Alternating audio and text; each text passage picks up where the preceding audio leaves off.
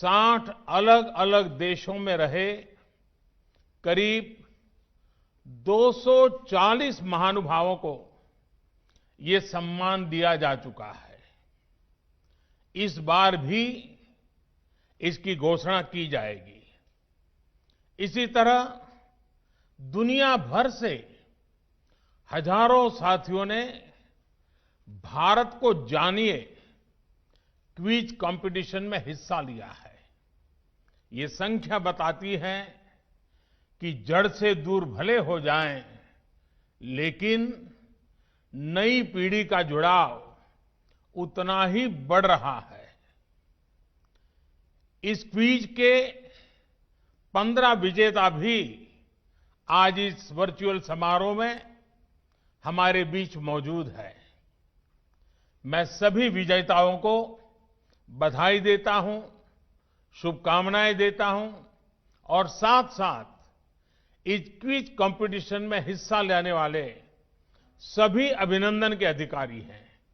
और मेरा इस क्विज कंपटीशन में हिस्सा लेने वाले सबसे आग्रह है कि आप तय करिए कि अगली बार जब क्विज कंपटीशन होगी तब आपके प्रयत्न से 10 और नए लोग इसमें जुड़ेंगे। ये चेन चलनी चाहिए, चेन बढ़नी चाहिए, लोगों को जोड़ना चाहिए। कई विदेश के लोग भारत में पढ़ने के लिए आते हैं, पढ़ करके अपने देशों में जाते हैं। उनको भी आग्रह करना चाहिए कि वे भी जो भारत में कभी पढ़ाई करके गए हैं, वे भी इस क्विज कंपटीशन में जुड़े और क्विज कंपटीशन के एम्बेसडर बने। क्योंकि विश्व में भारत की पहचान बनाने के लिए, नई पीढ़ी को भारत को जानने की जिज्ञासा जगाने के लिए एक टेक्नोलॉजी ड्रिवन बहुत सरल उपाय है। और इसलिए मेरा आग्रह रहेगा कि आप सब इस बात को आगे बढ़ाइए।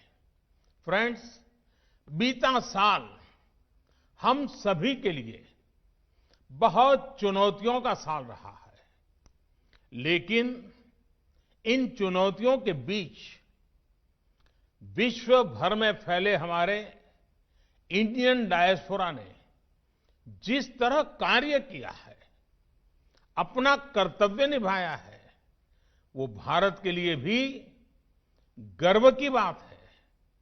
यही तो हमारी परंपरा है, यही तो इस मिट्टी के संस्कार है। इस जगह से सोशल और पॉलिटिकल लीडरशिप के लिए दुनिया भर में भारतीय मूल के साथियों पर भरोसा और मजबूत हो रहा है। हमारे आज के इस आयोजन के मुख्य अतिथि सूरीनाम के नए राष्ट्रपति श्रीमान चंद्रिका प्रसाद संतोखी जी, वे स्वयं भी इस सेवा भाव का एक शानदार उदाहरण है। और मैं ये भी कहूंगा कि इस कोरोना काल में विदेशों में रहने वाले हमारे कई भारतीय भाई बहनों ने भी अपना जीवन खोया है। मेरी उनके प्रति संवेदना है और उनके परिवारजनों के प्रति भी मैं परमात्मा बहुत शक्ति दे, ये प्रार्थना करता हूं। आज सूरीनाम के राष्ट्रपति जी ने उनके गर्मजोशी भरे शब्द और भारत के प्रति उनके स्नेह का भाव हम सबके हृदय को छू गया। उनके एक शब्द में, हर एक भाव में भारत के प्रति का जो उनका अहोभाव था वो प्रवाहित हो रहा था, प्रकट हो रहा था और हमें प्रेरित कर रहा था। उनकी तरह मैं भी आशा करता हूं कि हम शीघ्र ही मिलेंगे और हमें भारत में सूरीनाम के राष्ट्रपति जी का भव्य स्वागत करने का अवसर भी मिलेगा। बीते वर्ष में प्रवासी भारतीयों ने हर क्षेत्र में अपनी पहचान को और मजबूत किया है। साथियों, मेरी बीते महीनों में दुनिया के अनेक हेड्स ऑफ द स्टेट से चर्चा हुई है। स्टेट हेड्स ने इस बात का विशेष तौर पर जिक्र किया कि कैसे उनके देश में प्रवासी भारतीय डॉक्टर्स, पैरामेडिक्स और सामान्य भारतीय नागरिकों द्वारा किस प्रकार से सेवा हुई है। चाहे मंदिर हो, चाहे हमारे गुरुद्वारे हो, चाहे लंगर की हमारी महान परंपरा हो, हमारी अनेक छोटे मोटे सामाजिक, सांस्कृतिक, धार्मिक संगठनों ने सेवा भाव में अगुवाई की है और हर नागरिक की सेवा करने का काम इस कठिन परिस्थिति में भी किया है।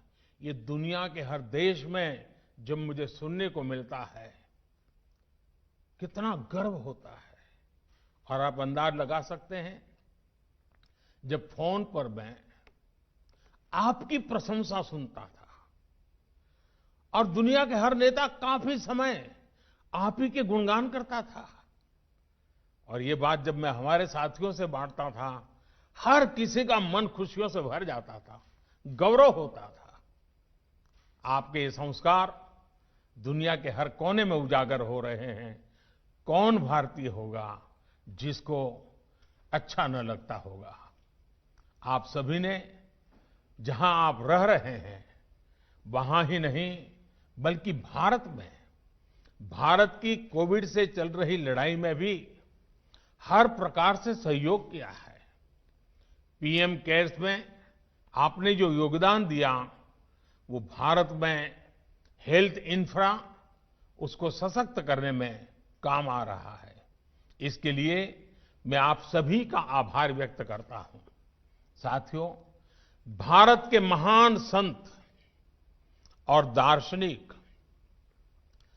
संत तिरुवल्लुवर ने दुनिया के सबसे प्राचीनतम भाषा, और ये हम गर्व से कहना चाहिए, दुनिया की सबसे प्राचीनतम भाषा तमिल, उस तमिल भाषा में संत तिरुवल्लुवर जी ने कहा है, केयडरियाक केट्ट इड्डुतम वंड्रगुंडा नांडेन्प नाटिन तलई। इसका भाव है कि दुनिया की सर्वश्रेष्ठ भूमि वो है जो अपने विरोधियों से बुराइयां नहीं सीखती, और जो अगर कभी कष्ट में भी आई तो दूसरों के कल्याण में कोई कमी नहीं करती।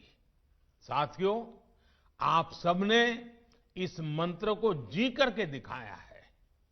हमारे भारत की हमेशा यही विशेषता रही है। शांति का समय हो या संकट का, हम भारतीयों ने हर परिस्थिति का हमेशा डट करके मुकाबला किया है। इस वजह से इस महान भूमि को लेकर एक अलग व्यवहार हमने देखा है। जब भारत ने कॉलोनियलिज्म के विरुद्ध मोर्चा खोला तो दुनिया के अनेक देशों में आजादी के संघर्ष के लिए ये प्रेरणा बन गया। जब भारत टेररिज्म के सामने खड़ा हुआ तो दुनिया को भी इस चुनौती से लड़ने का नया साहस मिला। साथियों, भारत आज करप्शन को खत्म करने के लिए टेक्नोलॉजी का ज्यादा से ज्यादा इस्तेमाल कर रहा है। लाखों करोड़ों रुपए जो पहले तमाम कमियों की वजह से गलत हाथों में पहुंच जाते थे, वो आज सीधे लाभार्थी के बैंक खाते में पहुंच रहे हैं। आपने देखा होगा, भारत ने जो नई व्यवस्थाएं विकसित की हैं, उनकी कोरोना के इस समय में वैश्विक संस्थाओं ने भी भूरी भूरी प्रशंसा की है।